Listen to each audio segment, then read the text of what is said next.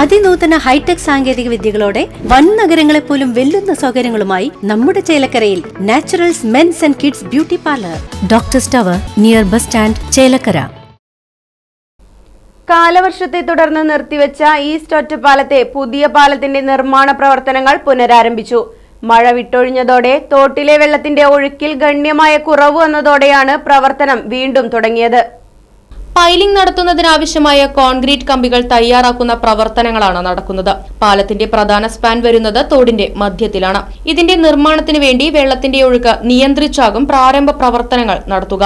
ബാക്കി 2 സ്പാനുകൾ പൈലിംഗ് നടത്തിയാണ് ചെയ്യുന്നത്. കഴിഞ്ഞ ഏപ്രിൽ മാസത്തിൽ തുടങ്ങിയ പ്രവൃത്തി മഴ ശക്തമായതോടെ ജൂൺ മാസത്തിലാണ് നിർത്തിവെച്ചിരുന്നത്. പാലക്കാട് കുളപ്പുള്ളി പാതയിൽ തിരക്കേറിയ പട്ടണങ്ങളിലൊന്നായ ഒറ്റപ്പാലത്തെ കുപ്പിക്കഴുത്താണ് ഈസ്റ്റ് ഒറ്റപ്പാലത്തെ പാലം. എന്നും ഗതാഗത തിരക്കേറിയ പാലത്തിന്റെ കാലപ്പഴക്കം പരിഗണിച്ചും ഗതാഗത കുരുക്കിനുള്ള ശാശ്വത പരിഹാരമാണെന്ന നിലയ്ക്കുമാണ് പുതിയ പാലം നിർമ്മിക്കുന്നത്. പാലത്തിന് സമീപത്ത് തോടിനു കുറുകെ 5.08 കോടി രൂപ ചിലവിലാണ് നിർമ്മാണം.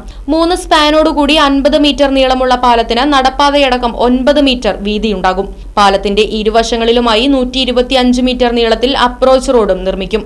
നിലവിലെ പാലത്തിന്റെ വടക്കുഭാഗത്തുള്ള 2 സ്മാരകങ്ങളെയും ബാധിക്കാത്ത വിധത്തിലാണ് പാലം നിർമ്മിക്കാൻ പദ്ധതിയിട്ടിട്ടുള്ളത്. പഴയ പാലവും അറ്റകുറ്റപ്പണി നടത്തി ഗതാഗതത്തിന് തുടർന്നും വിനിയോഗിക്കും.